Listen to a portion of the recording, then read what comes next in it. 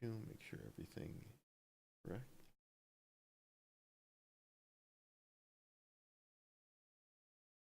Hello, welcome to some Derps Talk About Games. I'm your co-host, Mango.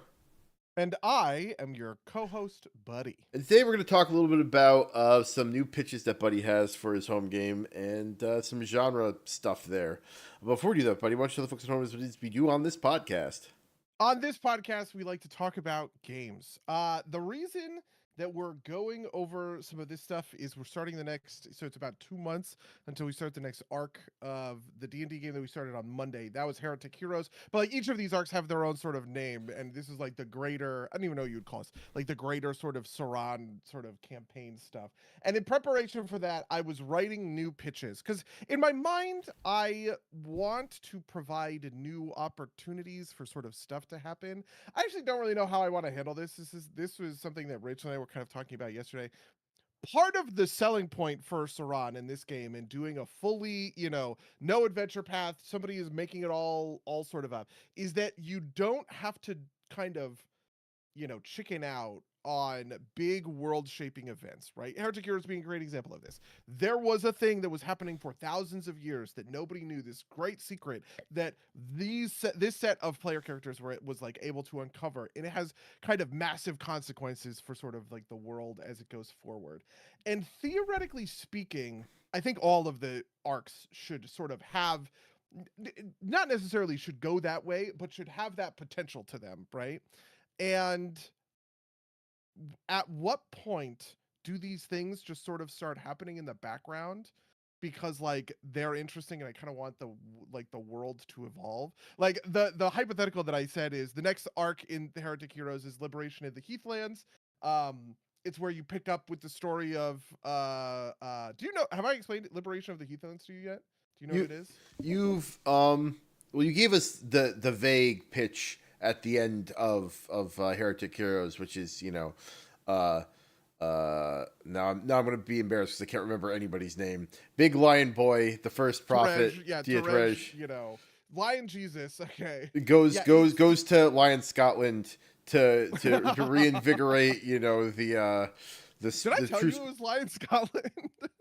I don't know if you said it was Lion Scotland or just you called Okay. it the Highlands, and I was like, oh, Scotland. So that It kind is of. specifically the Heathlands, which is it is Lion Scotland. That is the basis for sort of all of this. This is all like I don't know. There's like real history that I'm kind of drawing from a little bit, in terms of like Scottish rebellions against like the British crown and stuff like that.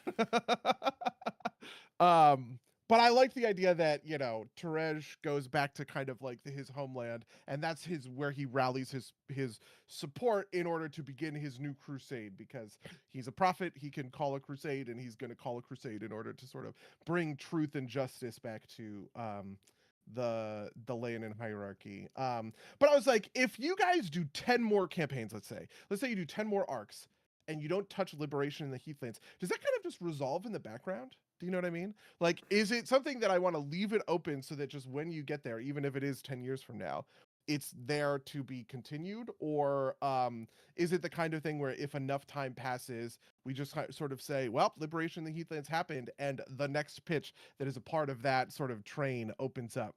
I don't know. I don't know how I want to handle that, but it is just like a weird and interesting question, I guess. Yeah, I feel like the answer there is, you know, that's a conversation for you to have with your players, right? Like, Yeah, it's fair.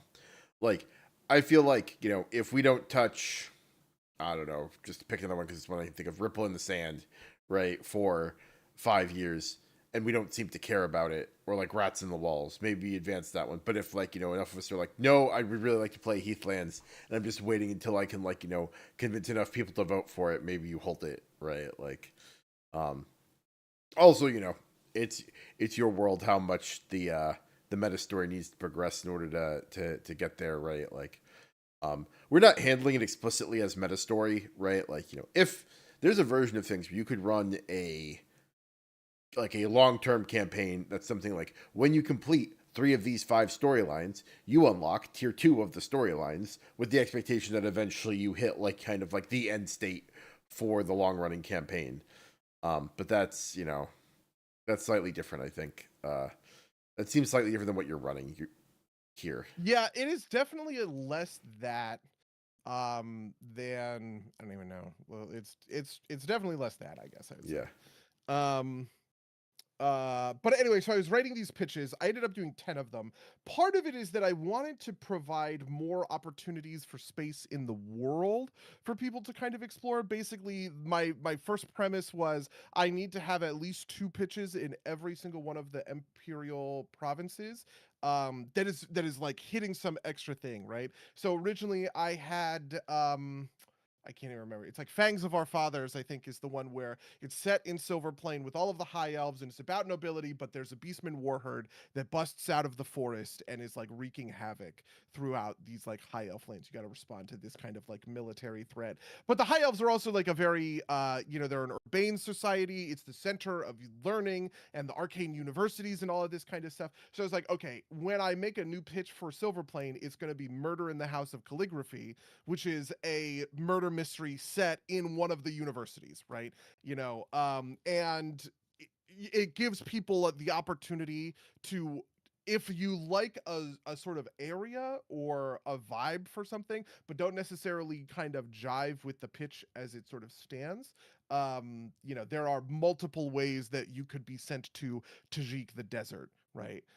There are multiple ways that you could be sent to, Carthorn, for instance, to just explore the different stuff that's happening in the different kind of like corners of the empire, which is sort of what I feel like a good campaign setting is for, in a way, is to like give you a bunch of adventure hooks to kind of, I don't know, grasp onto.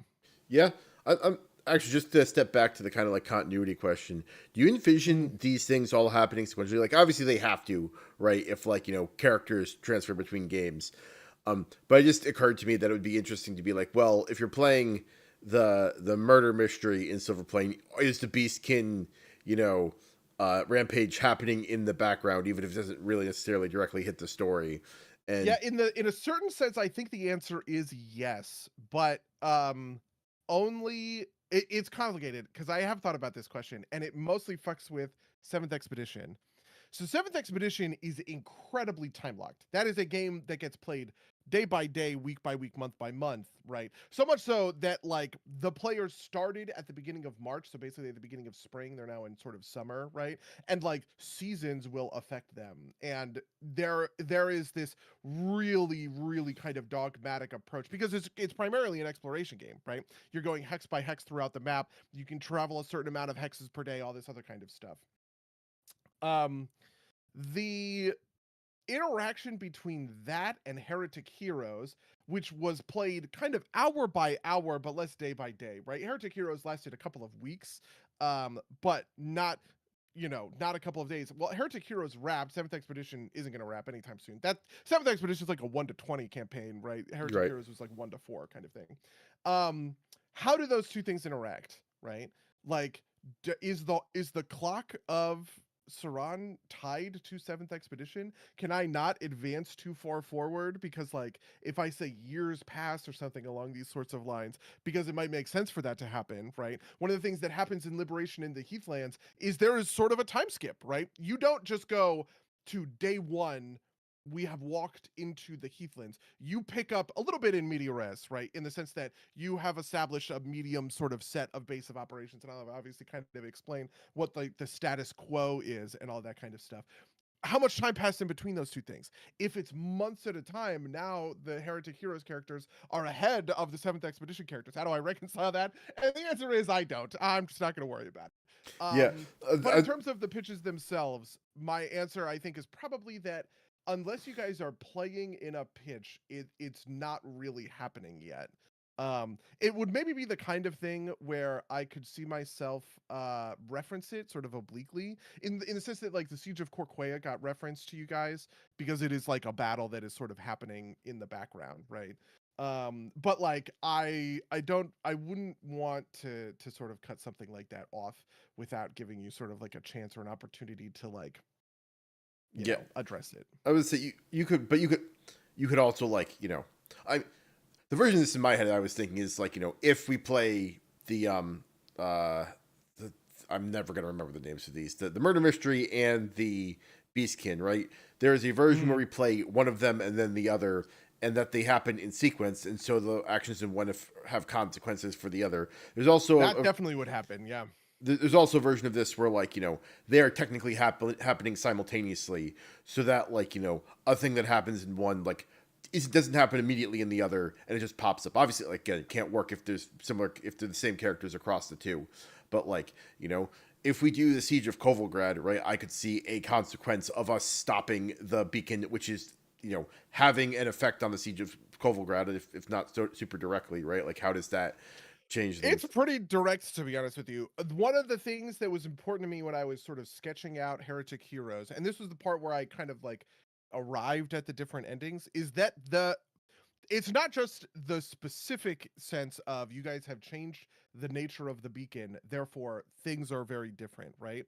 It is the long, far-reaching sense of Kovolgrad is a different pitch now because of the nature of the revelation of the beacon. And Kovolgrad would also be, so for instance, if you play through like Liberation in the Heathlands, let's say you play through Liberation in the Heathlands, which is obviously building this rebellious crusade on the other end of the lane and hierarchy, right, which is obviously huge kind of thing. Well, Kovolgrad gets affected by that too. And I want the different things to kind of like pinball off of each other in that way. And that was a pretty important kind of pillar of all of this. I mean, the real thing is that the Ordo Primus, which is one of the bad guys that we established in Heretic Heroes, the Ordo Primus is like in a bunch of different, it is also the same bad guy that is in the Siege of Corquea has Ordo Primus, also has some other stuff. Kovolgrad has Ordo Primus, and I guess it was just actually those three that had it, right? But like that, though, they all interact with each other. So, for instance, one of the big consequences of the beacon coming down is that the Ordo Primus have magical powers, but paladins who had been using the beacon for power, which you had seen by praying to statues of Eurus, have now lost that ability. And so the Ordo Primus is actually even more important to kind of like the military strength of the lane and hierarchy because of the choice that you made to dismantle the beacon in Heretic Heroes. Okay, interesting. Yeah, no, And there's that all makes sense, right? Yeah, and I was gonna say, and then there's the other version of this. This is the part that Rachel was really interested in, which I feel like I have to mention because it, I don't know, it's a whole other thing. Because she was asking me about the Skittergate. You guys found the Skaven, they were sort of underneath the thing. And I sort of explained that my thought process with this was purely designing it backwards from answering kind of questions of why in the world building, which was to say, when I was designing Call Ojutai, I was like, there has to be other threats. I knew the trenchworks were there. I was like, what if there are Skaven in the trenchworks? Okay, great.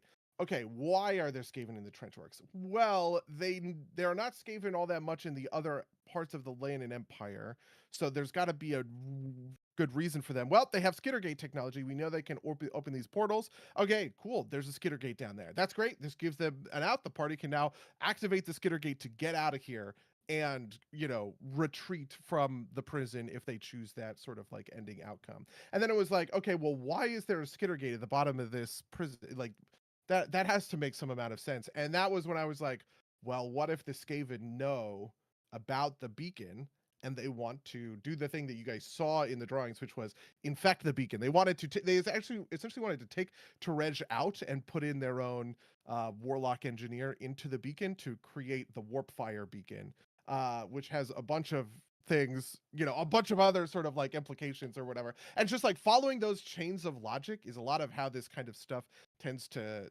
come together, which was why I was so happy when I could close the gap on why the Soulstorm happened because of the Soulstorm is happening because of Kovolgrad, right? I felt like I always need to have good answers to these kinds of questions and to be able to bring them back and reincorporate them because otherwise it just feels sort of like random.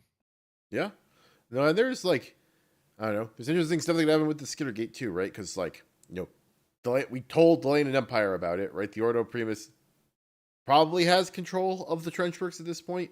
I don't know. Maybe they decide to invade the Skaven Empire, right? Like, or something like that, right? Like, Yeah. Yeah, true. Honestly, the part of why, or the question that was hardest to answer but most interesting was, how did the Skaven know about the beacon? because nobody else does, right? So how is it that the Skaven were able to figure out about this thing if even Leonin inside of the hierarchy weren't able to figure out this thing? And there is an answer to that question, but whatever. You'd have to figure it Yeah. out. I feel like this is like part of what makes I guess interesting sort of like world building happen. Sure. When it comes to what you're looking for in the pitches, I don't know. I guess we can just start like talking about some of them. I obviously feel like you have a lot of I would expect that liberation in the Heathlands is going to be something that you're I'm definitely connected interested to. in. I don't need it to be next. Yeah.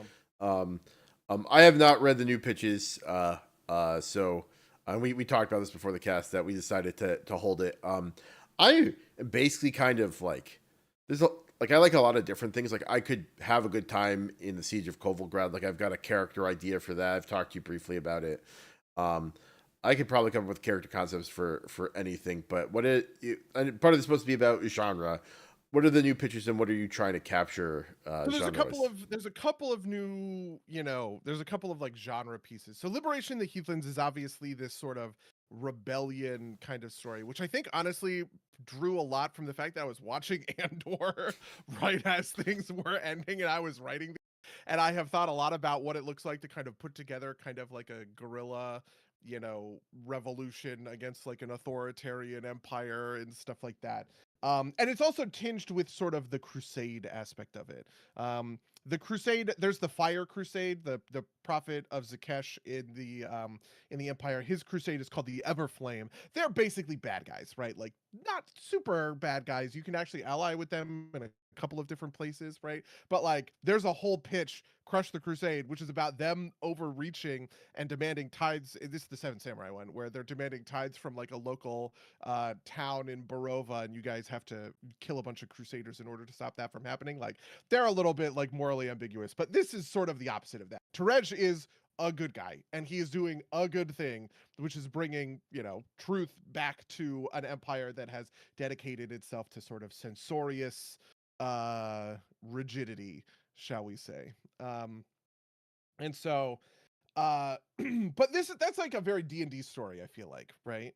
It's the kind of story that feels like it's something that you could really, there's a lot of D&D games that are built on this kind of like genre stuff. And some of what I was looking to do elsewhere really was tapping into other sort of genres. So the next one down that I renamed, my original name for this, which I don't think I will, it almost feels like a spoiler to say. I call this one the Boyar's Daughter. Boyars are lords in Barova in the dwarf territory. There's a secluded village and there's the disappearance of the boyar's eldest daughter, and it prompts this investigation, basically by you guys, the player. You are brought in when the Akshina, who are sort of the secret police that the dwarves employ. The boyar's wife brings you in because she doesn't believe that the Akshina have actually like done their work, sort of investigating. Um, and it's all about the difference between the boyars and the serfs. So the peasants who are working the land, the serfs are superstitious people. They're very private. They're very motivated to get vengeance against their liege. What's happening in there. And this is all about like sort of, you know, horror and occult conspiracy stuff. The main inspiration I had for this actually was weirdly The Village. You know the M. Night Shyamalan movie, The Village? Yeah, yeah.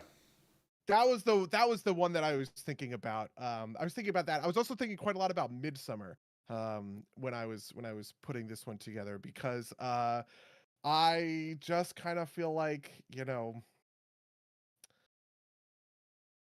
that stuff is actually pretty well suited for D&D. The like we enter into a town and the town are acting real suspicious and there's bad stuff going on and there's Twin Peaks vibes about kind of everything. It's probably one of the only ways I feel like you can really deliver in a D&D setting. Yeah, no, we've talked about this before. It's hard to do horror in D&D just because of like player expectations about how the mechanics work, right? Like Yeah. classically getting players to run away from a fight is like nearly impossible. Um, Yeah, and I think part of it is also the mystery focus is really good at delivering that, because you give players a thing to care about and to focus on, which isn't fighting, right? It is, you can have fights, you can have things happen that cause kind of conflict, but like the horror is happening on sort of like a psychological level, which is wild that I feel like I'm saying this, because like I also very successfully, I guess, depending on how you want to look at this stuff with the white deer that Rachel has talked about before, that's all horror stuff that was essentially happening inside of this D&D game, right? That's kind of like working on a sort of similar level, but in that essence it was secondary to sort of the fighting, right? Like here is this kind of menace that when you think about the way that they work, it's pretty fucked up and horrifying, right? Like somebody is going to mutate into a beastman. Somebody is so infected, they're plague cursed, and so they're going to have a child, and this child that they have is going to it's gonna have a goat face, and they're gonna have to leave it alone in the woods. All that is like horror stuff, right? But at the end of the day, you are still just killing fucking beastmen, right? In game kind of mechanical terms, I feel like you're doing a similar sort of thing with mystery in a pitch like The Boyar's Daughter, where you're making it about, okay, we're investigating crime scenes, we're rolling out skill checks, we're doing deception, we're sneaking around and trying to uncover stuff. The villagers are very private, they don't want to tell you what's going on. Clearly there's weird stuff happening in the background, right? Maybe it's all straightforward. Maybe the villagers just fucking hate the Boyar, so they captured and killed his eldest daughter because they're assholes. That's a perfectly plausible thing. I'm gonna be real with you. It's not fucking what happens. That's a little too boring. But, like, if you just kind of want to approach it on that sort of crime scene investigation level, it works from that perspective, I guess. Just imagining, this being like, you have this whole thing set up for like, horror and like, creepy, spooky vibes. And the party just rolls in and treats it like it's NCIS, right? Like, I actually kind of feel like you could get pretty far with an investigator sort of character. Like imagine like Beauregard or guard. I something was thinking about where Beauregard, right? Yeah.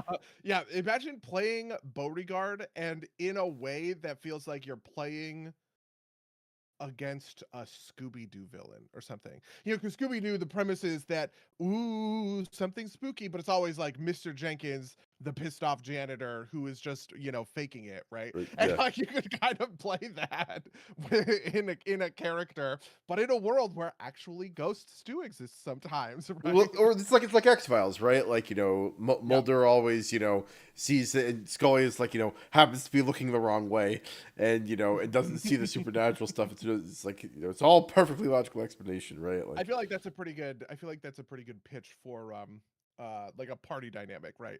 You yeah. could have the exorcist cleric who takes all of this super incredibly seriously, and there are things that are going bump in the night, and there are secrets about this world that no written word has ever captured, and all of this other kind of stuff. And then, you have, I don't know, Russ Cole or someone who is demystifying all of that by with good old fashioned detective Yeah, work and gumshoe work. and yeah, It's a exactly. little harder to pull off in this kind of, because it's got to be like, yeah, it could be a ghost, or it could just be like an angry neighbor, right? Like, not everything's a ghost, Esmeralda, right? Like, Yeah, true. sometimes your neighbor's just an asshole. Um, Yeah, the next one after that is Murder in the House of Calligraphy. This is the one that was also set in Silver Plain with like the half elves and politics and something like that. The extra conceit here is that it's during a convention of scribes from across the empire, and the most prolific writer of the modern era is the murder victim, right? So there's this extra layer of like, why who who killed this person and why, right? Like, why was it important to sort of silence this voice at this time? What were they about to announce that was going to, kind of undo everything? And in this one, my thinking was actually kind of it was very film noir sort of forward, of just sort of a murder mystery around a big secret, and actually figuring out what that secret is and kind of getting to the heart of the conspiracy. I was thinking a lot about Chinatown, actually, because Chinatown is a really good example of this, right? It's all about they're controlling the Los Angeles sort of like water supply. That's like the secret on offer. And then obviously there's the whole thing with um I guess it's Faye Dunaway's parentage, for spoilers for spoilers for Chinatown, I guess. But like that was what I was really going for with this one. And it also feels very self-contained, which is nice. This is one that, I'm gonna be real, doesn't have like a branching off point, right? Mm. It doesn't really unlock anything. Like it's not like It's there is a self-contained. liberation in the Heathlands chapter 2 kind of thing, even though like all of these, there is a pretty momentous kind of decision, and figuring out what that secret is and what's going on, it has pretty big consequences for the rest of this stuff. That is neat. I like that. Just as kind of like a world question. I know we've talked about this, but I can't remember. Do you like Mm. half elves, like true half elves, just like not exist? Like are like sapient species just not capable of interbreeding? I actually think I said the opposite of that. I think the thing that I said, I've had this thought in my brain for a long time, which is that in BoJack Horseman, this is so dumb. In BoJack Horseman, okay, when a human and an animal person get together, sometimes they have a human baby and sometimes they have an animal baby, and that's kind of what I think it is. If an Okay. elf and a human get together, they could have a son and a daughter, and the son could be human and the daughter could be elven, right? And I feel like it's probably 100% either way. I don't know that I've actually canonized that. I think I've like mentioned this to people because people have asked, right? But the nature of half elves in the world, yeah, is that they are essentially just full-blooded elves who have taken on a different name because Yeah. they think fuck you, right? Yeah. And funnily enough, I think the the way that the heritages work in Pathfinder, I think you could probably get away with most of that too, right? Like there's not as much physiological stuff, right? Like there's some like fluff about like, half elves don't live as long as elves or whatever, but like that's not really mechanically represented anyway, so you could probably just like there's like an adopted ancestry feat that kind of like works for any of this, right? If you're an elf raised by dwarves or whatever. Um so that all kind of works there. Yeah, I mean, they obviously removed half elves from. This was not the original version of it, but I just think it explains it a little bit cleaner this way. And I like the idea that there are. I've always really loved the high elf, dark elf, wood elf sort of split. mm, This is something that's in Warhammer. It's obviously. I mean, they fucked it up, I guess, a little bit. In Warcraft, right? But it's just like I've always enjoyed sort of like the different sort of phenotypes of elves, sure. and it just created a really easy answer. Actually, it was originally Eladrin, because Eladrin were the fourth edition. When I wrote Ceran originally, it was fourth edition, and Eladrin were. I had to solve for the lack of Eladrin in fifth edition, basically, and also because I don't really like the Feywild stuff that comes along with all of that. Obviously, Ceran is in a very multiplanar sort of campaign setting. Yeah, makes sense. All right, so what are some of the other pitches? So the next one after that is Hunters in the Dusk. This one is set in the Green Reach. So the interesting thing about the Green Reach, this is where the elves of the Wood Elves, right? There is Silverne, which is the Sequoia City. I've had this idea ever since we went to the Sequoia National Forest 5 years ago, but it is a city that has essentially grown like New York City with skyscrapers and all of that kind of thing, but inside of these gigantic trees that are sustained by druidic magic. So this is the Sequoia City on the shore of a lake, I think it is. There's like a canal and all this other stuff.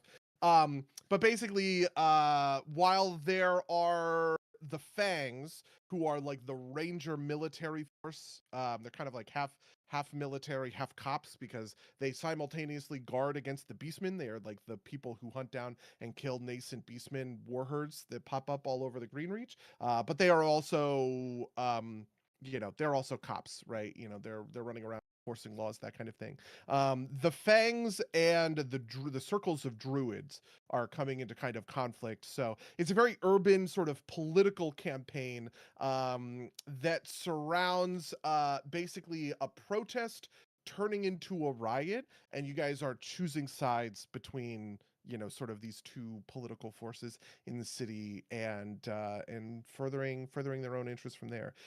This one is interesting. I don't know that there's. I think a lot of the times in terms of like movies and television, this one is really meant to be kind of a choose your own thing, where neither the Fangs nor the Druids are really sort of right, but you make you choose, right?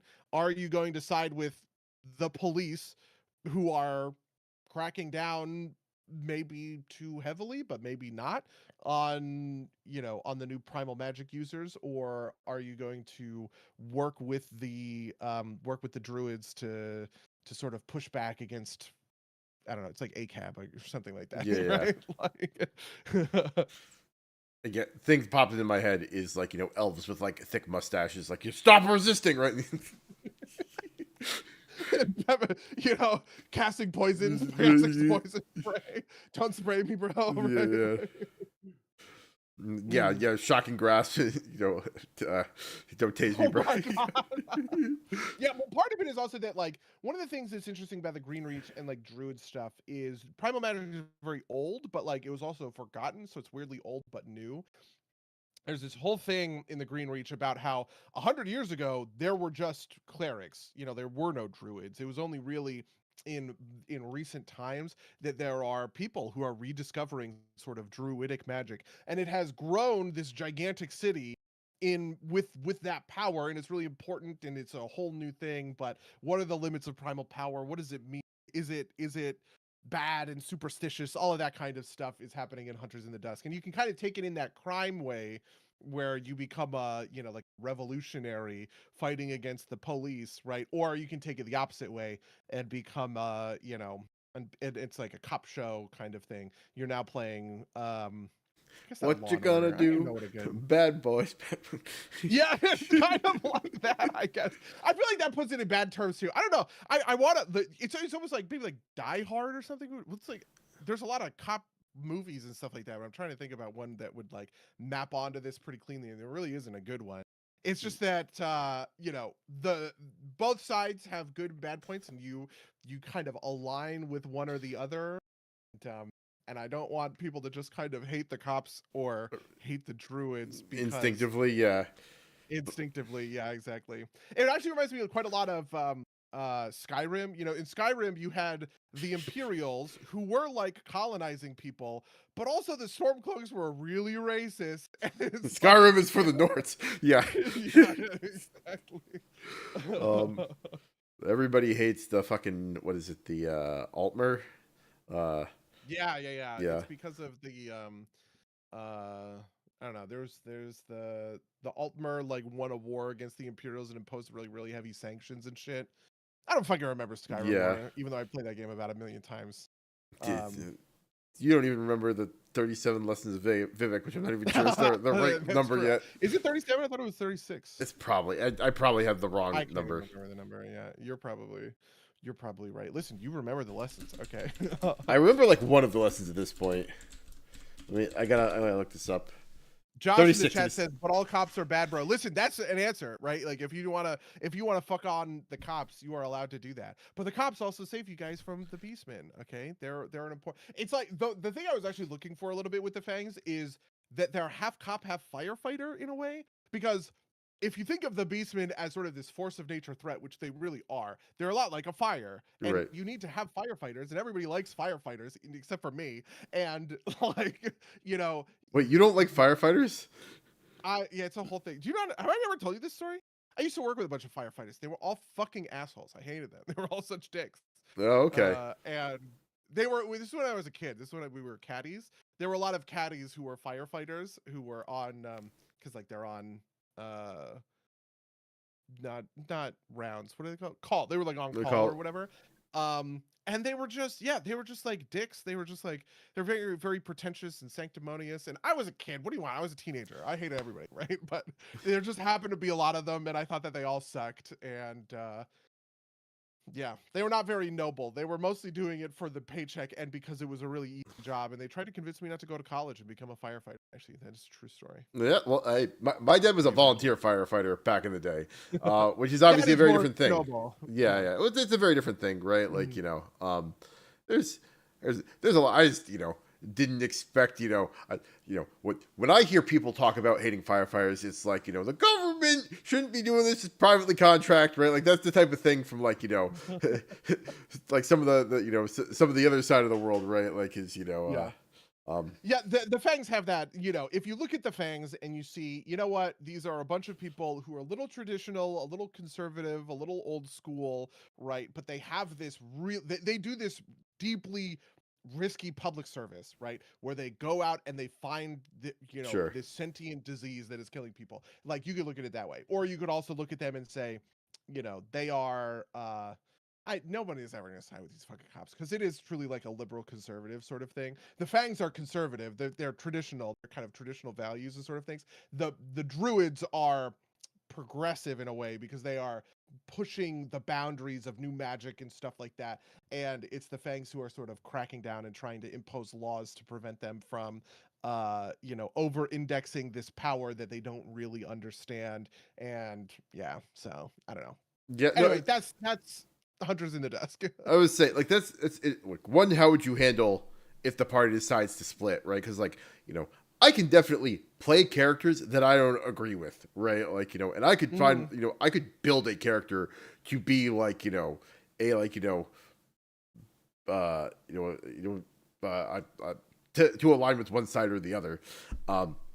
But how would you deal with if like half the party's like absolutely not and half the party's like absolutely like absolutely? That's actually really tough. I think I would just force you guys to make a decision. Like I would force you to do the fucking debate because I wouldn't want to anti-magic zealot incoming. Yeah, that would be a good game for it, right? I wouldn't want it to be that you guys walk into the campaign knowing which side you want to go for because part of it is actually the this whole thing starts with the protest, and it is on you to figure out what the protest is about and to talk to people and to hear their arguments and to come to your own conclusion about who's right, who's wrong, right? All of that kind of stuff. And it's not a clean process. It's not, two people at a podium. It is protesters and cops, and they are shouting at each other and all this other kind of stuff. And some of them are And probably dumb and don't represent their their side as cleanly as they could, right? Like or the other side. exactly. And like, how do you know? This really does center around the risks of primal magic, right? How do you know when a druid tells you primal magic is good and there's no and there's no downsides that he's telling the truth, right? Or that You even actually kind of knows. don't.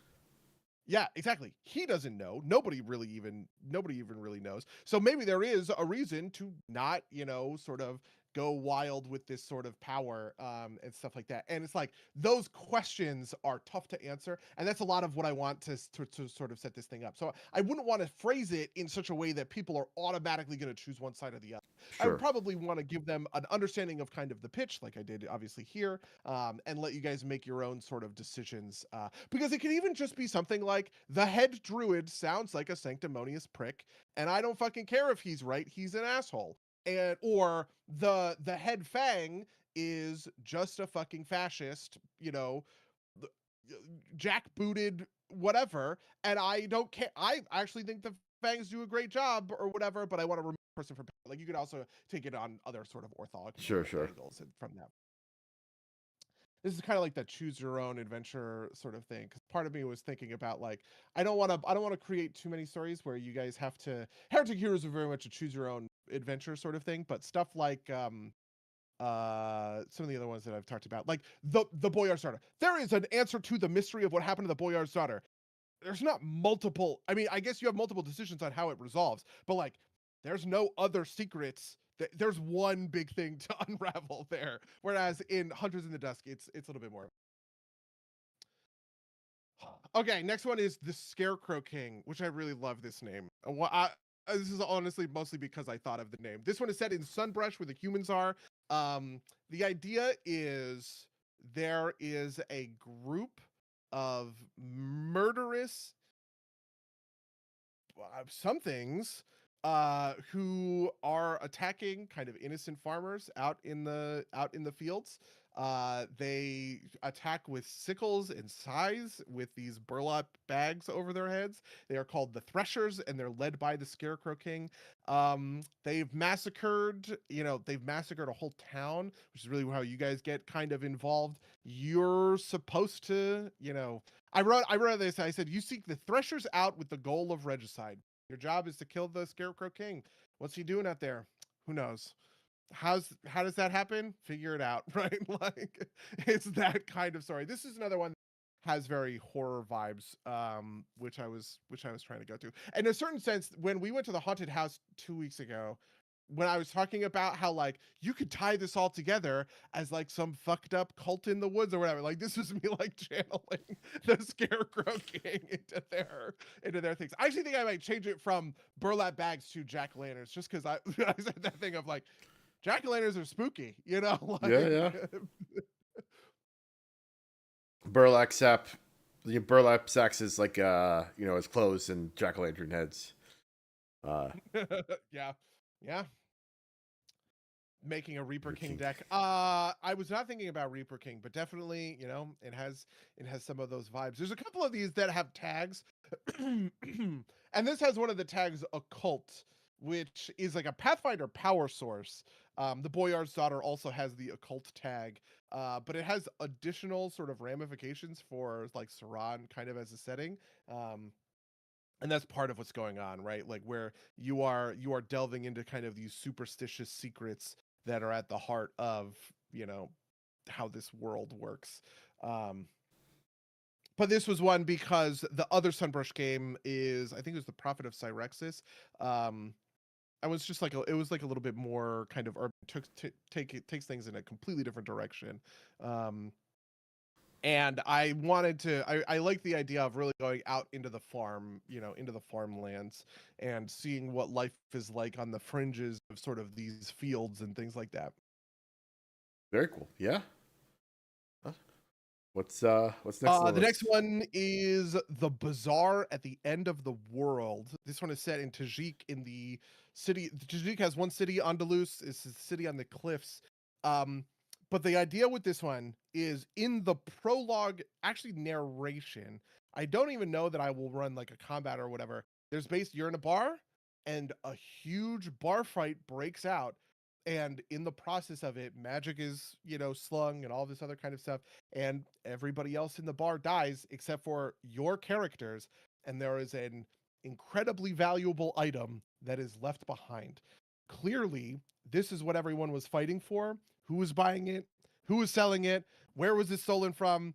Like all of those are questions that are up to sort of you guys to figure out. But this is a pretty deep crime campaign. This is actually based on No Country for Old Men. It's the same sort of premise. With, that is drug money from the cartels, but it's the same sort of thing of like, you are in the right place at the right time / wrong place at the right time. You don't know. I mean, hey, who knows, right? What are you gonna do when there's a big sack of, let's call it gold. It's not gold, obviously. There's a big sack of gold at the end, and there are the 6 of you who can figure out what to do with it. That sounds. Is it more mystery or is it more thriller? Is it more like? It's probably more thriller. It's really about, can you figure out what the thing is and can you sell it? This is another sort of one and done, in the sense that your characters have the option to sell the thing to the buyer and get life-changing money, right? Okay. Like if we were to think about this in like real terms, it would be like, you have found the special computer chip and some criminal was about to sell it to an arms dealer who's going to sell it for $100 million. You can now be that arms dealer and pick up the $100 million if you want, or you can do other stuff with it, right? There's more kind of stuff, but I obviously don't want to explain what the thing is until you see it for yourself. Sure. Yeah. But it's No, like big MacGuffin, I don't know, Maltese Falcon. That's actually a terrible example because the Maltese Falcon is worthless. Yeah. It would be like, there's the definitely Death Star plans or something. There's definitely a movie where this is like the plot where like somebody falls over the MacGuffin is trying to like pawn it off before things go to shit. But I can't think of it. Yeah. Honestly, a big one for this one is Mission Impossible, Okay. because Mission Impossible tends to, revolve around these sorts of plot where it's like this is the, there's in the most recent Mission Impossible movies there's the cruciform key, which is a key that like does this. It's not that, but it's just like an interesting thing that everybody in the world wants, and there's going to be there's going to be a rendezvous on a train, and it's like that kind of stuff, but all of it is set in the city of Andalus, which is in contrast to obviously the other campaign that's set in Tajik is Ripples in the Sand with Shikasia, where you guys are out in the desert doing digs for power crystals and artificial history and all of that kind of stuff. Is it literally Takasia? Yeah, this is before I knew that she was a magic card that I could build around. To be fair, I wrote that pitch because I wrote that pitch like I don't know. When do we start? When do we start playing? Like April. I wrote that pitch in like fucking April. I only built Takasia way later on when I was. Oh, actually, they made a card for the character that I'm sort of paying homage to here, but it is literally Takasia. Fair enough. Fair enough. The next one after that is the Siege of Corquea, which obviously I have alluded to. The Siege of Corquea is kind of neat. Did you ever read? Do you know about No Man's Land? Batman No Man's Land? No, I don't think so. Okay, so in 1999, there was a Batman comic called No Man's Land, which was like a whole thing. It was like the whole, Batman universe sort of did this, which was there is an earthquake in Gotham that is so devastating that the United States government condemns the entire city. Gotham is an island in the middle, like Manhattan kind Sure. of thing. They condemn the entire city rather than rebuild it. And so they blow up all of the bridges and they say this is sort of no man's land. And the idea is that criminals stay behind, legal immigrants. Just like there are a lot of people who can't evacuate from this city, and Batman stays behind to regulate them. But you kind of get this like weird urban post-apocalyptic kind of warfare thing going on where like Two-Face has a gang and Mr. Freeze has a gang and they're fighting over territory and it's almost like Fallout in a way or something, like fighting over like food and supplies and like resources Or and like stuff the like that. Division, or like there's a bunch of stories that's like New York is isolated, or some city is isolated from everything else, and it's like the lawless zone. Yeah, it's absolutely that stuff. The Siege of Corquea is essentially like that writ large, where you have you have the Legion, so like the military who are trying to maintain battle lines and keep the siege from collapsing into a sack of the city. You have the Church of Zakesh, which is like trying to maintain morale. You have gangs throughout the city, right? It's pretty lawless because it's a siege. It's been going for however long. No food or water has been getting, or well, I guess getting it, but no food is getting in here. So how are you going to sort of like survive? And so in that sense, it's kind of a sandbox game. Like you got to get to align with factions and choose sides and pick battles and stuff like that. Who is sieging But the really, city? the end goal is breaking the siege and fighting the Orc Primus and probably driving them back is how I imagine Okay, that so would the Order go. Primus are sieging Krakoa.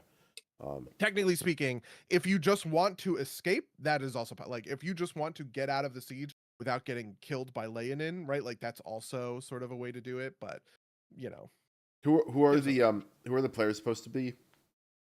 It depends. You could be sort of allied to any of these sort of groups. This would be one where I would probably explain like the gangs and like I said, the church, the legion, that kind of thing. Um or you could just be like ordinary citizens who are trapped in the siege. There are a lot of Dragonborn. There are a lot of people who were just caught in the city when the siege started happening, and didn't have an opportunity to sort of like get out and leave. Awesome. Yeah. No, and this is different than Kovalgrad because Kovalgrad's like a straight up military, and we're supposed to be soldiers in that, right? Like, Yeah, Kovalgrad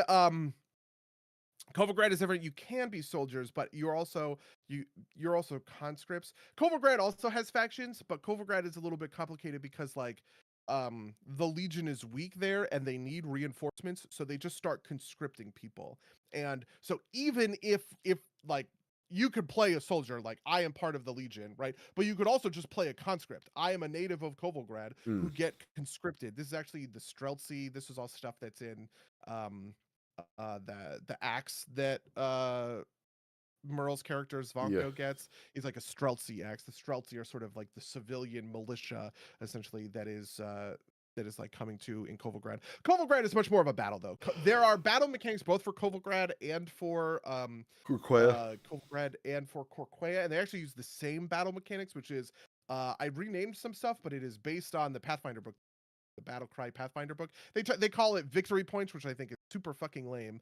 I call it something else. But the point is that like you can affect how the battle goes, and making certain decisions can lead to a victory or and you know, neither of those are sort of guaranteed, and you don't necessarily know kind of what the outcome is going to be, and you can just make decisions based on what you think, right, and still end up sort of like losing. But at the end of Kovolgrad, there will be a definitive kind of winner or loser. That's not necessarily true.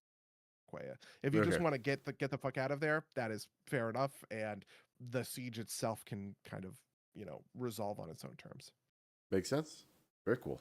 The next one, which I hate that I have not found a better word or a better title for this. Next one, this is in the Shattered Sea. It is called Heat.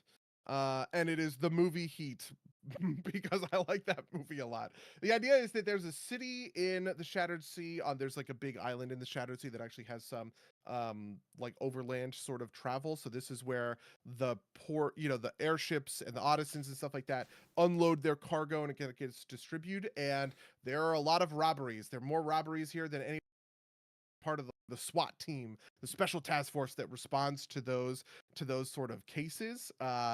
And when you know a string of robberies point to a greater culprit, you got to sort of figure out who that is and kind of what's going on. This is mostly just I think it would be neat to play. It's a very combat heavy, where it is you guys are sort of not doing anything, and then call goes out.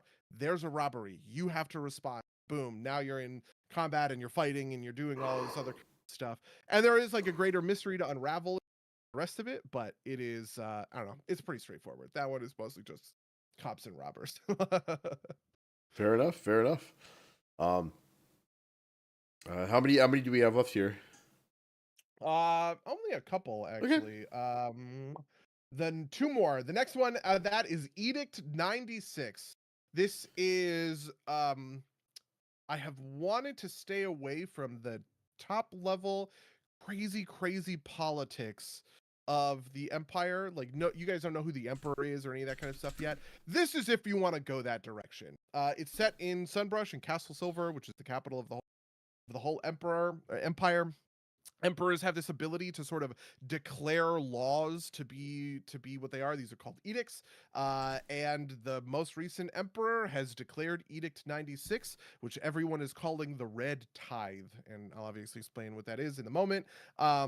And you guys are working in one of the offices of the 7 different counselors who come from the different provinces. So it is all about like this one is like, do you think that legalistic Senate parliamentarian rules in the face of you know, this thing happening are interesting and complex? How do you want to influence the politics of the empire? So in a certain sense, this is a very consequential one, but it's a lot of, you know, that this one's going to be a lot of like social skill checks and stuff like that, and probably a lot less getting in the dirt and fighting and casting spells. This feels like the type of Actually, I guess you game would cast a lot of spells, but where I roll a character with like the barrister background and like do my you know like read the law books shit. yeah, I mean, there's a lot of stuff I know about how the law, because again, I can't help world building from the perspective of why does that work that way.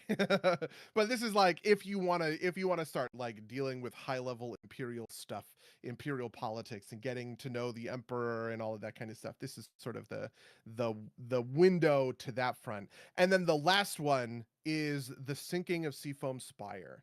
So in the Shattered Sea, all of the spires in the Shattered Sea are built out of something called steelstone, which is resistant to water corrosion. It won't erode over time from sort of water, which is pretty useful. Incredibly tough material, right? which is why, the Shattered Sea can have these spire cities or whatever. The thing that happens in the sinking of Seafoam City is as the players, you guys all have a prophetic dream that the spire you're on is going to sunder and crack and sink into the sea. And can you prevent that? Can you stop that? Or can you pull at the threads of fate and make something different happen? And also, what's the source of the dreams? It's just like all of that kind of stuff is sort of layered underneath the sinking of Seafoam Spire. But it's sort of saying, that there's going to be a monumental natural disaster that will destroy this city, and you in it imminently. What do you do? That's crazy. That feels like that's super interesting. I like these last two a lot. I will give you one extra piece of information. That one has a very truncated. I talked about like weeks and months, day by day. This one it's 72 hours and there's a raging hurricane. This is like part of the setup. There's a raging hurricane. You can't get off the city, right? Or maybe you can. Maybe you can brave the hurricane. Maybe you can figure something out. Like these are sort of your options. But in 3 days, it's gonna sink. 24 hours remain. Bum bum. Like Majora's Mask, I guess. That's the setup for the sinking of Seafoam Spire. Well, is it like a Majora's Mask thing? Is it like, do we find like a magic flute that lets us reset the day? No, there's no time travel. I will. There's no time travel, but there is a deadline. Right. 24 is what Jackie Chan opera singer says, which makes sense. Oh yeah, 24 is 24 is absolutely what it sort of, I don't know what it is. Because there is a version of these that are like, you could do like a wild, like, mechanical pictures. Like, you've got 72 hours. Your character's reset. Like, if you don't finish it, the character's reset, and you have to like go through it again. Oh my god. You have That's a great idea. Holy fuck. You do like their time loop. It would be like a time loop movie, like Edge of Tomorrow or Palm Springs or something. That's an amazing pitch, actually. Holy shit. Yeah. I think the way you'd want to do it is like several longer sessions so that like each session is one cycle, right? Like, and eventually it'd be hard to do because you like, do you reset the clock? Like, do you reset the characters? Like, do they ever like get out of like whatever level they are? And do you want to start them at level 1 if that's the case? It would require some planning to do, right? But I think it could be neat. God, holy shit. I might like redo this whole thing to be a time loop because it's so cool. But I really, oh man. We've got 2 months to figure it out. I do. Yeah, you guys have to vote on it. Anyway, those are some of the different ones that I was sort of like looking for. A lot of the genres I feel like that are I don't think that I have much in here that I would consider to be like classic sort of D&D kind of fantasy stories. I feel like a similar thing that happened in superhero movies, which we've talked about on the cast, where superhero movies kind of started doing these genre fusions. That's how they became sort of like successful in a longer term sort of format, right? Where you had this like spy thriller for Captain America and Black Widow, right? You had a whatever, this like kung fu movie for Shang-Chi. You have a I don't know, just like all of that kind of stuff, right? I guess you could say Thor Love and Thunder is weirdly like a romance. Wild to think about that. Anyway,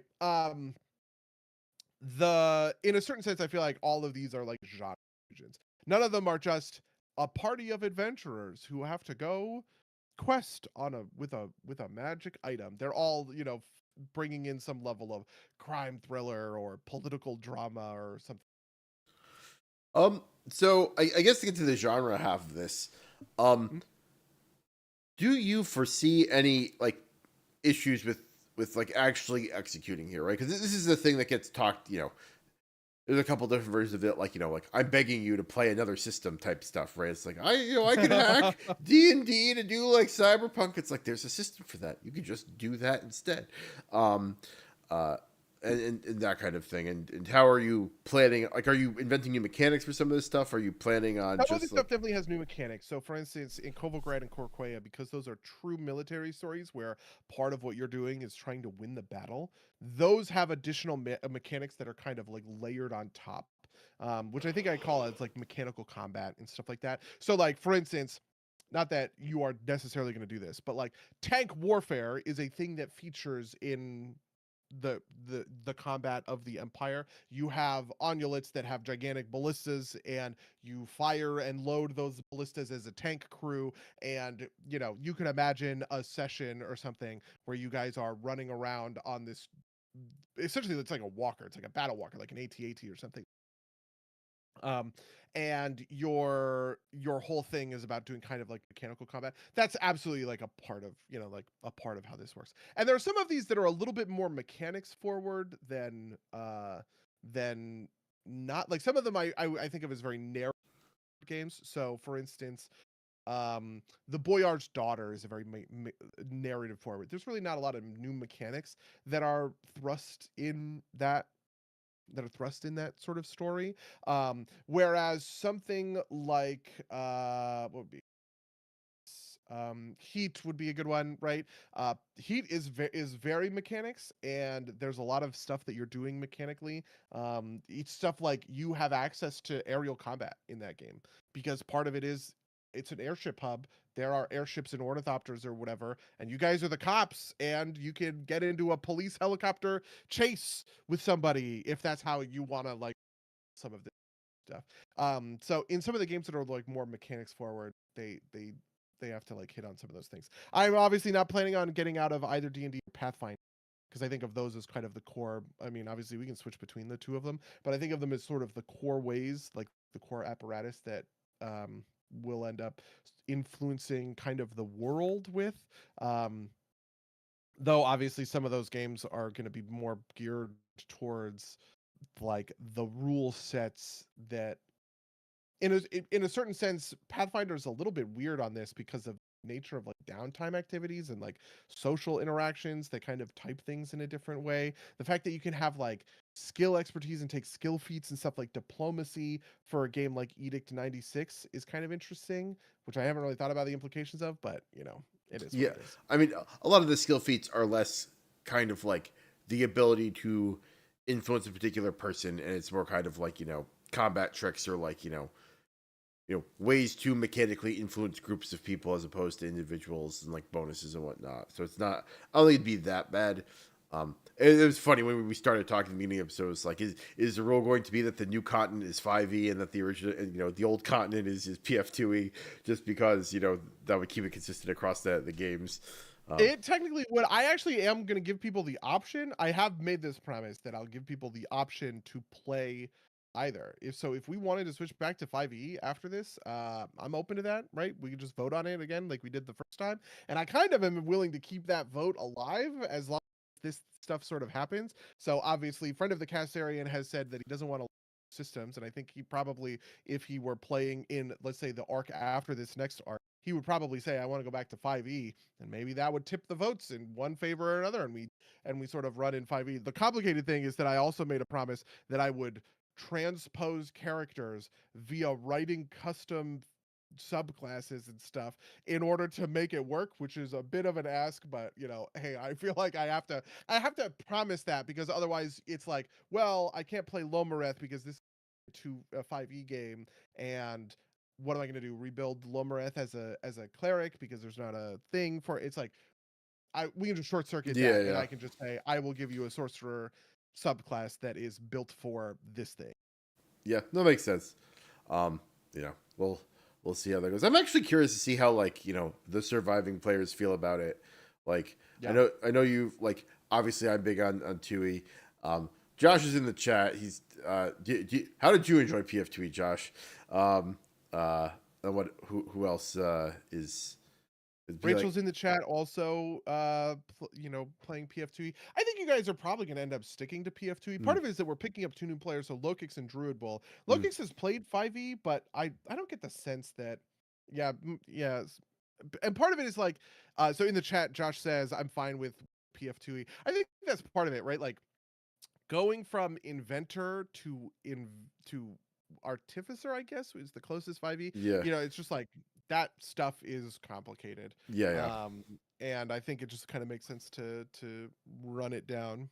Yeah. No, I Josh says I'm fine with Tui. I'm just curious if people have like stronger opinions Just because like I like build spinning, right? Like that's part of the joy I get out of the game. It's much easier to do that in theory crafting, build crafting is much easier to do in PF2 than 5e just because there's more options, right? Like Yeah, this is something we talk in 2e, or I'm sorry, in 5e, they want you to opt into it's like WoW talent builds, right? Like yeah, they want you to opt into one of 48 different classes. Um PF2e is much more about like, can you optimize given this, I'm gonna tip over the toy chest and it is up to you to build your own Lego, you know, character. yeah, Yeah, what a mixed metaphor. yay! But It whatever. makes sense. It makes sense to me. No, obviously that's the thing I enjoy. But. I theoretically, I guess, would be open to doing some stuff. It's funny because I have some ideas for how I want aerial combat, mechanical combat, and stuff like that to look. Um, but there are not good rules for that really anywhere in Pathfinder sort of sphere. So for instance, we could end up in there's actually there's I think it's like Daggers in the Night or something. That I can't remember what I called it. Like there's the Iron Wa is a big one. This is where you're fighting the orc who have cars. This is the Mad Max one. Daggers in the Sky. This is the one where you guys are doing Top Gun. You are ornithopter pilots who are flying on an airship into Dark Elf territory to fight against them.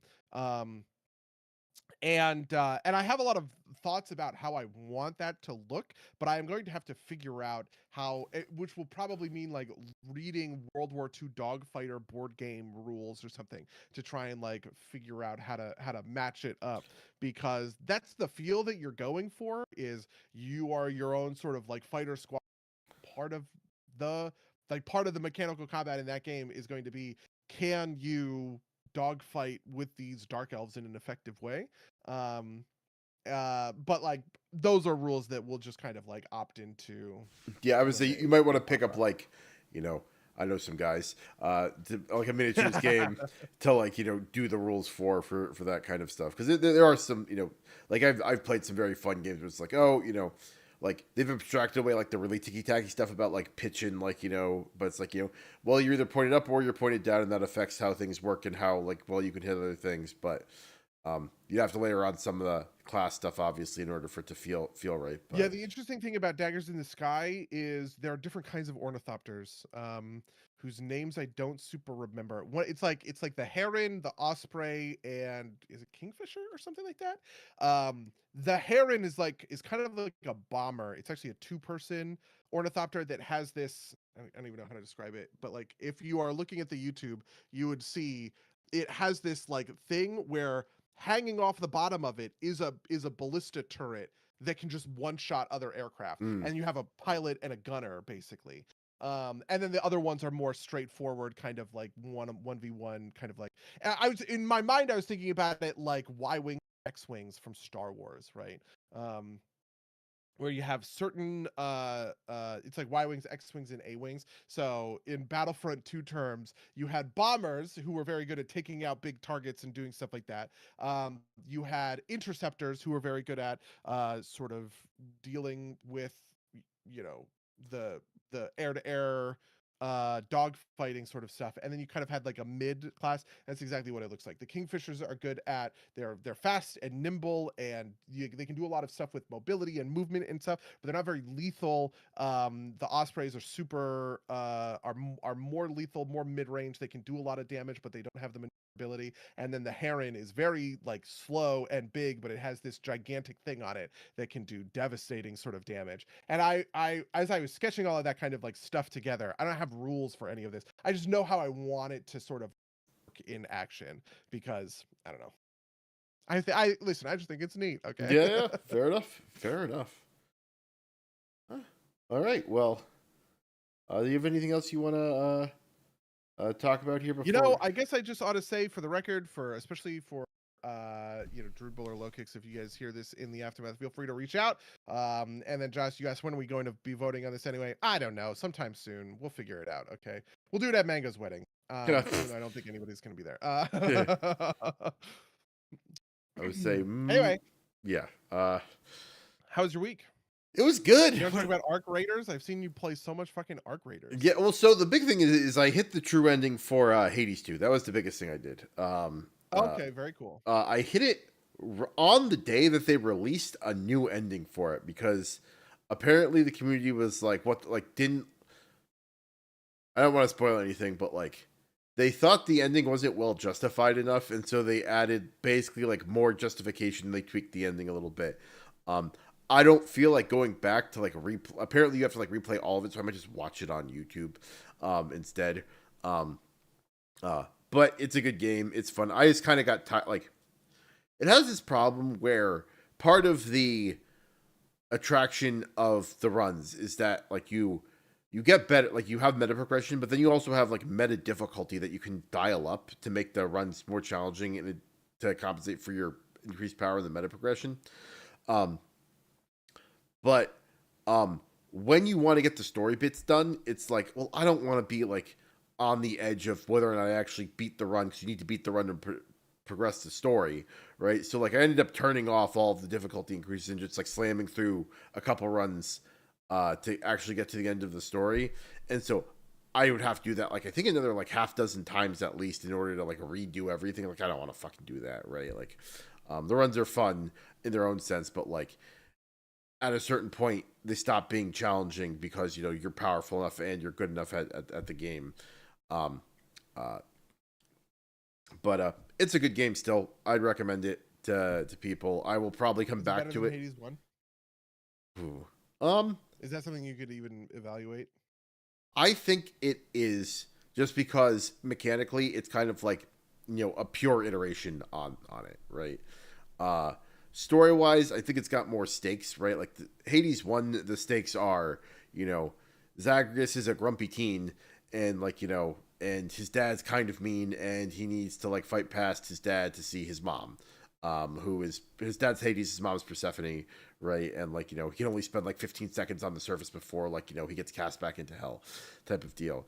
And it's about like, you know, it's about family, it's about, you know, growing up, it's about, you know, building relationships with you know, your estranged father and you know, your relatives in Olympus, right? That like don't, like only kind of sort of know about you and maybe kind of like don't actually care about you, and you're just kind of like interested in pissing off Hades and dealing with all of that.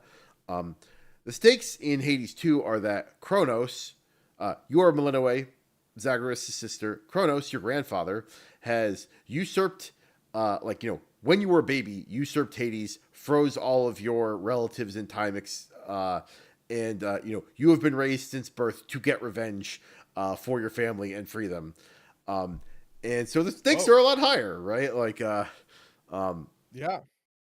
Do you still get powers from gods? Like, are you yes. still like, okay, so you're still hanging out with Dionysus and Aphrodite? Well, you're not hanging out with them. Actually, funnily enough, in the first one, I don't think you actually ever get to see any of the surface gods. There is a point at which you can get close to some of them in this. Because so part of this is that this is like a very mild spoiler. Is that there's the underworld route where you're basically doing the reverse run that you did in the first game, because you're running backwards through things to get to get to your house, right?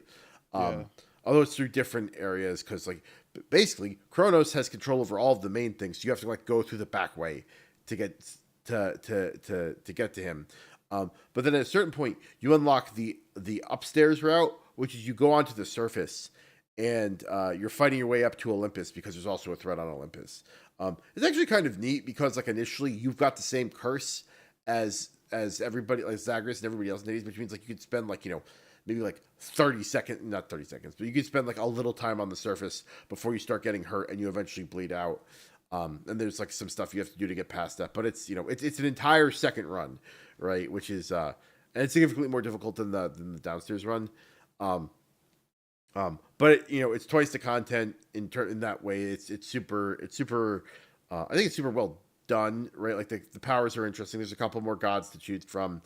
Um, there's a whole set of other, like there's like mechanics that only happen on one side, or and on the other. Like Athena is a god that shows up but only upstairs, and like you can get chaos gates on the surface, but they're much more common in the underworld. And there's obviously relationships to advance. They do some fun, like there's one of the like there are rooms. Have you played Hades 1?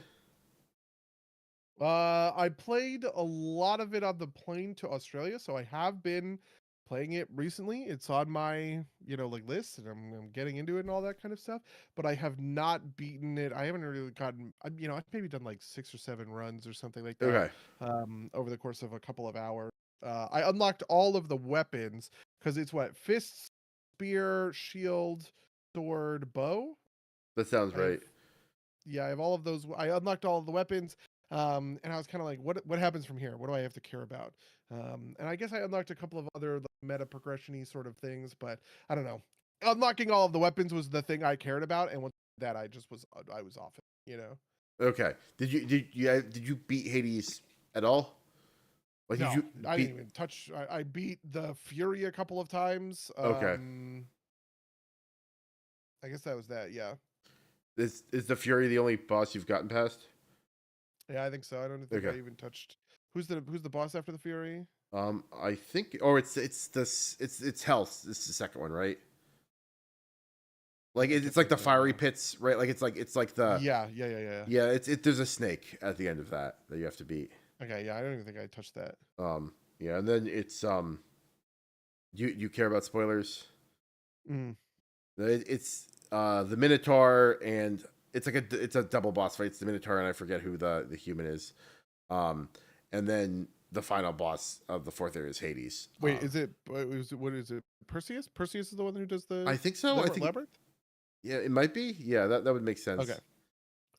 But you know how you sometimes get rooms in the areas that are like that are just like people, and you talk to them, and they give you a little bit of a Yeah. buff, and you walk on. Um, in the second area in Hades 2, it's Narcissus, and he's definitely the person who's voicing him is definitely doing a Nicolas Cage impression. It's great. He's just like looking at he's like, That's awesome. wow, he's like looking into a reflective puddle. He's like, "You're so beautiful," like, "Oh God." And then you go to talk to him. It's like, you talk to him, and it's like, "Just so you know, I'm not interested in you." And, um, but I think I think it's super fun. It's a little bit more developed. There's more stuff to deal with. I thought the ending was neat. I understand why people were aggravated about it, and from what I've read about how they adjusted him, like that probably fixes most people's issues with it. Like in the sense of the myth is wrong. No, it's kind of like the way the story ends. There, the way people have put it is like the story ends, and it's like you hit the end of a trilogy and you missed the second movie. Um, like there's Oh, just like not interesting. enough connective tissue to justify everything. I don't think it's quite that bad. Um, there are a couple like the one tweak I've heard about makes I think fills out most of it. Basically, it's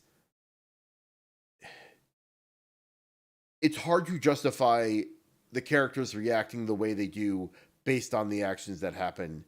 Um, and I don't want to say anything else because it's obviously the way the story It's a is. new game. Yeah, Spoilers. I totally get that. Yep, that makes sense to me. I don't know. yeah, I will maybe. I could.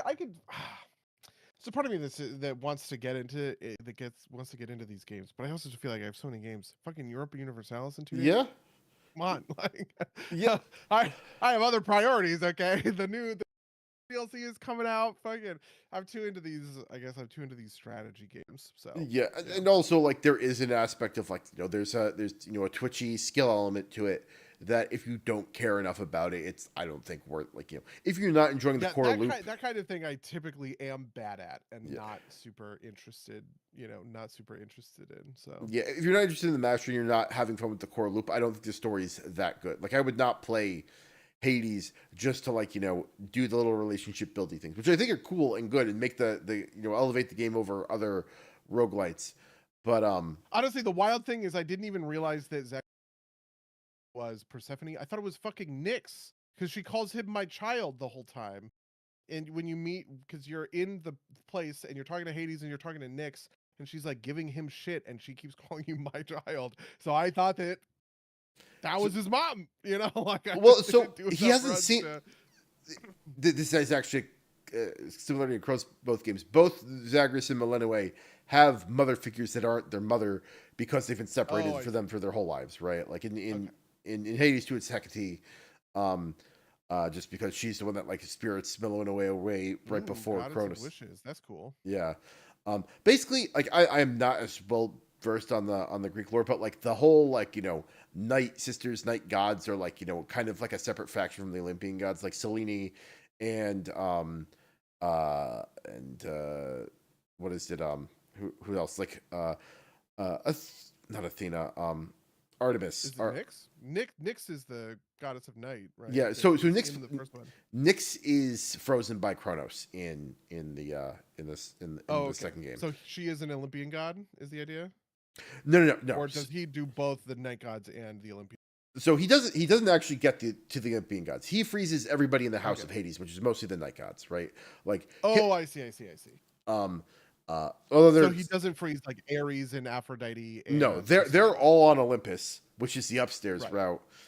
Trying to deal with the threat that's up there. Again, the ultimate threat that's up there. Is the threat the Titans? I love the Titans. I think. Well, Kronos is a Titan, right? Yeah, exactly. The threat on the mountain is. Is it a spoiler? It's a spoiler. So I'm not. You don't have to spoil it. Okay. Yeah, I'll tell you after. I love the Titans are like the greatest Greek myth thing that I just think is so neat, right? Like I'm pretty horny anytime a story gives me like ancient chained beings from eons past. Like what a great come on, who doesn't wanna like So without giving away too much, Prometheus is involved. Is Demeter a Titan? Okay. I don't think so. Isn't she Athena's daughter, Demeter, the goddess of spring? No, who am I thinking of? It's Persephone's mom, the winter goddess. I think that's Demeter. You might be right. I might be wrong. I don't remember. In Greek tradition, Demeter is the second child of Rhea and Cronus, and sister to Hestia, Hades, Poseidon, and Zeus. The goddess of the harvest and agriculture and fertility, I guess. Who's the one that like gets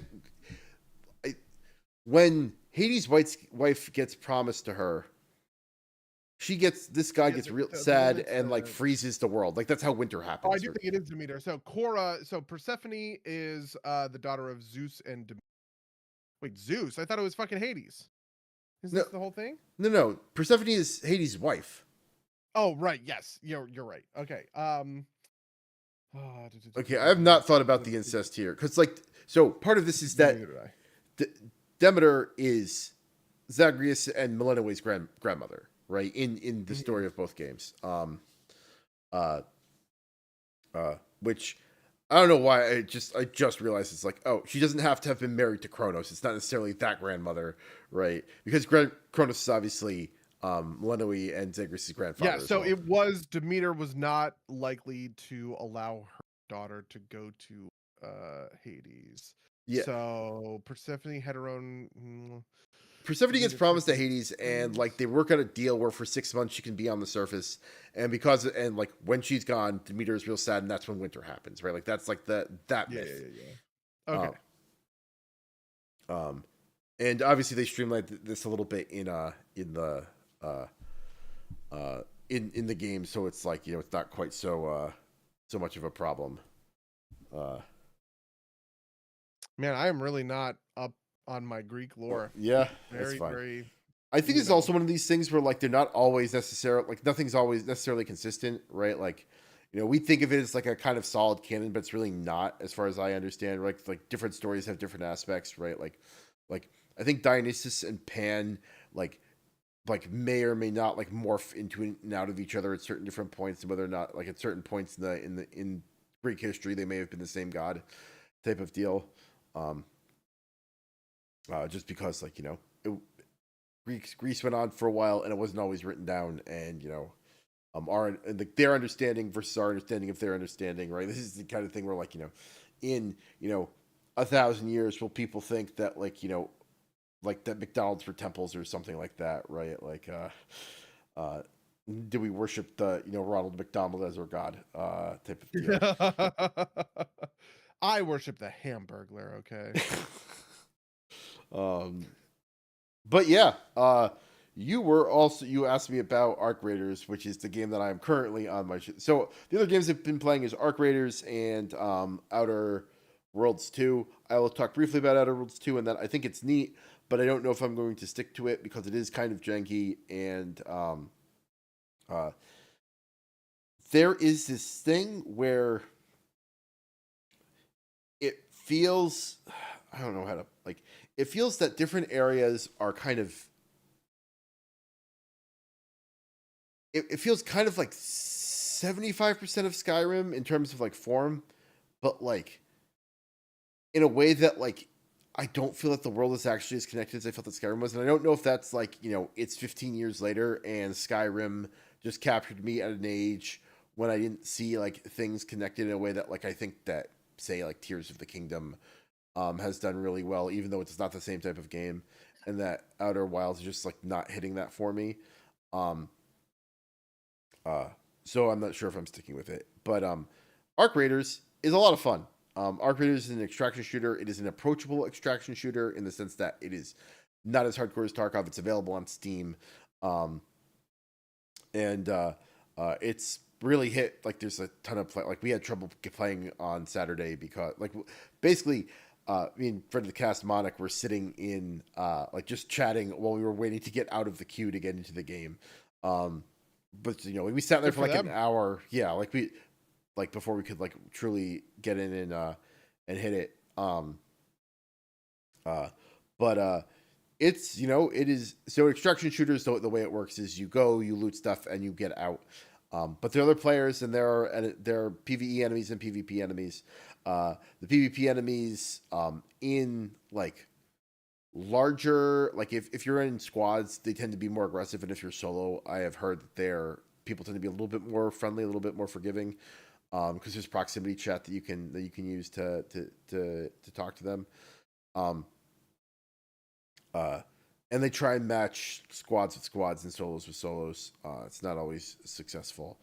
Um, but it's it's very tense, and the loop is good enough that they have you like there are quests and there are things to do that is always kind of pushing you to do something. You can always kind of advance a little bit, even if you lose.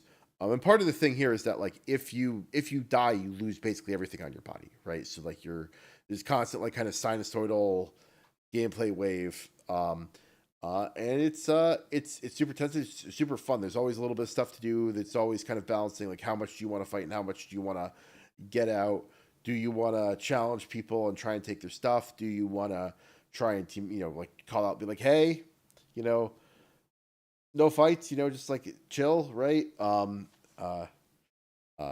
there's a bunch of little stuff that happens with that. So it's got that kind of loop going that works out well that I enjoy, and also there's always kind of like um, everything's fun with friends type deal, but it's like it's always good when you've got like a squad that you can roll with and kind of take on challenges together, especially if you can coordinate.